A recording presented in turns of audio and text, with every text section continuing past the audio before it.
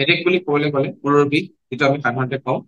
Headache আপোনাৰ দুই ধৰণৰ থাকে, প্ৰাইমেৰী বা ছেকেণ্ডেৰী।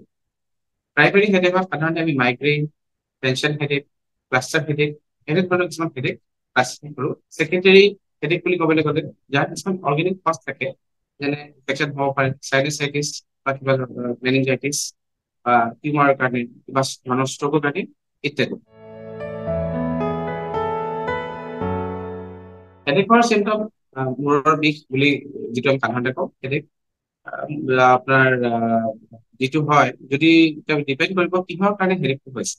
বেলেগ বেলেগ ধৰণৰ হেডেকৰ চিমটমছ বেলেগ বেলেগ। মাইগ্ৰেইনৰ হেডেক সাধাৰণতে এটা চাইডে হয়, এইটো দিনৰ কেতিয়াবা 2 ঘণ্টাৰ পৰা 72 ঘণ্টালৈকে থাকিব পাৰে।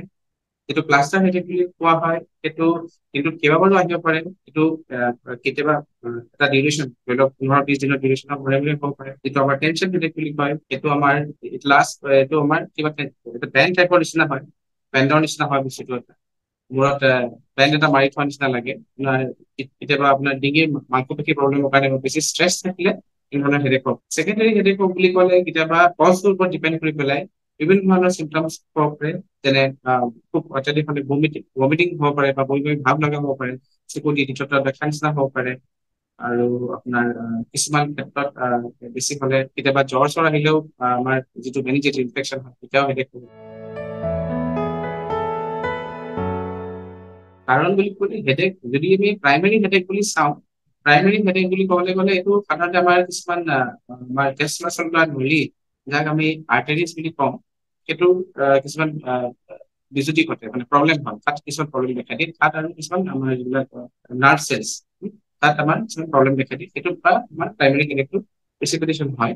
আৰু যিটো ছেকেণ্ডেৰী হেডেক, যেনেকে তাত বিভিন্ন ধৰণৰ কজ হ'ব পাৰে, যেনেকে সাধাৰণ ইনফেকশ্যন, চাইনাচাইটিছ মেনিনজাইটিছৰ পৰা লৈ পেলাই ব্ৰেইন টিউমাৰ, ষ্ট্ৰোক, বাকী এইবিলাক ধৰণৰ প্ৰব্লেমৰ কাৰণে হেডেক থাকে। কমপ্লিকেশ্যন বুলি চাবলৈ গ'লে কিছুমান হেডেক হ'লে আমি সতৰ্ক হ'ব লাগে। কিছুমান ধৰণৰ এতিয়া সচৰাচৰ এজন মানুহৰ মাইগ্ৰেইন বা তেনেকুৱা ধৰণৰ হেডেক থাকিলে যিটো চলি থাকে, তাতকে কিছুমান বেলেগ ধৰণৰ হেডেক থাকে, যিখিনি হ'লে আমি সঁচালৈকে ডক্তৰৰ ওচৰলৈ পৰামৰ্শ ল'ব লাগে। যেনে যদি হেডেকৰ লগত যদি জ্বৰ থাকে পেচেণ্টৰ, যদি ৱেইট লছ হয়, খুব সোনকালে কম সময়ৰ ভিতৰতে ৱেইট লছ হোৱা দেখে আৰু হেডেক হৈ থাকে, তেনেকুৱা নিচিনা পেচেণ্ট সোনকালে ডক্তৰৰ ওচৰলৈ যাব লাগে।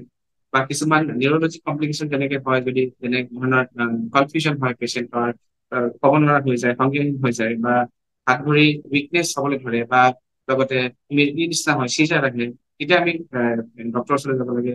যদি হেডেকৰ যদি অনচেটটো আপোনাৰ খুব সোনকালে, খুব 1 মিনিট 60 ছেকেণ্ডতকৈ কমত যদি খুব সাংঘাতিক এটা বৰ জোৰেকে হেডেক আহে, বমি হয়, তেতিয়াহ'লে লগে লগে আমি হস্পিটেলৰ ওচৰত আহিব লাগে। যদি বয়োজ্যেষ্ঠ over 65 years বা less than 5 years পেচেণ্টৰ হেডেক হয়, তেতিয়া ডক্তৰৰ ওচৰলৈ যাব লাগে। প্ৰেগনেঞ্চি সময়ত, গৰ্ভৱতী থকা সময়ত যদি হেডেক হয়, তেনেহ'লে আমি সোনকালে, যিমান পাৰোঁ সোনকালে ডক্তৰৰ অপিনিয়ন ল'ব লাগে।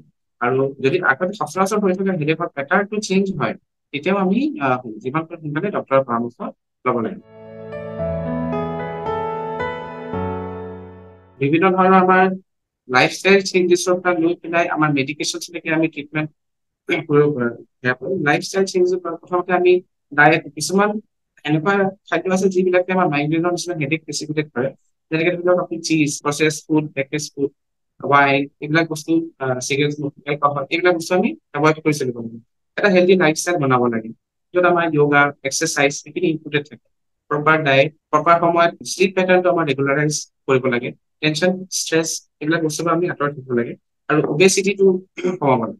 এইখিনি কৰিলে আমাৰ এই বেছিক লাইফষ্টাইল চেঞ্জেছ, যি আমাক হেডেকৰ পৰা অলপ বচাই ৰাখিব পাৰে। কিন্তু বাকীখিনি আপোনাৰ ডক্তৰে আপোনাক পৰামৰ্শ দিব কি ধৰণৰ মেডিচিনছ ল'ব লাগে। আপুনি মাইগ্ৰেইনৰ প্ৰফাইলেক্সিছৰ কাৰণে বেলেগ বেলেগ ধৰণৰ মেডিচিন, বেলেগ বেলেগ কণ্ডিশ্যন, বেলেগ বেলেগ ধৰণৰ মেডিচিন ডক্তৰৰ পৰামৰ্শ মতে ল'লে বেনিফিট হ'ব। নেচাৰেল কিয়ৰ বুলি ক'ব লাগে, যেনেকৈ ক'লো, আমাৰ ডায়েট, লাইফষ্টাইল মডিফিকেশ্যনছ, এভইডিং ট্ৰিগাৰ্ছ বিলাক, হেডেকৰ ট্ৰিগাৰ্ছ বিলাক আমি এভইড কৰি চলিব লাগে। ট্ৰিগাৰ্ছ মানে যেনেকে আমি স্মকিং, এলকহল আৰু আমাৰ যিখিনি জাংক ফুডছ, এইখিনি আমি এভইড কৰি চলিব লাগে। অবেচিটি কমাব লাগে, শ্লিপ পেটাৰ্ণটো নৰ্মেলাইজ কৰিব লাগে। এইখিনি কৰিলে আমাৰ হেডেকৰ পৰা নেচাৰেলি আমি আমি এটা হেল্থি লাইফষ্টাইল নিজে আঁকোৱালি ল'ব লাগে। প্ৰপাৰলি হাইড্ৰেশ্যন, পানী চানি আমি এডিকুৱেটলি খাব লাগে। ৰেগুলাৰ এক্সাৰচাইজ কৰিব লাগে। য়োগা বা মেডিটেশ্যনে যথেষ্ট হেল্প কৰে। আমাৰ শ্লিপৰ সময়মতে খোৱাটো ৰেগুলাৰ এটা আমাৰ পেটাৰ্ণ এটা বনাই দিলে ভাল হয়।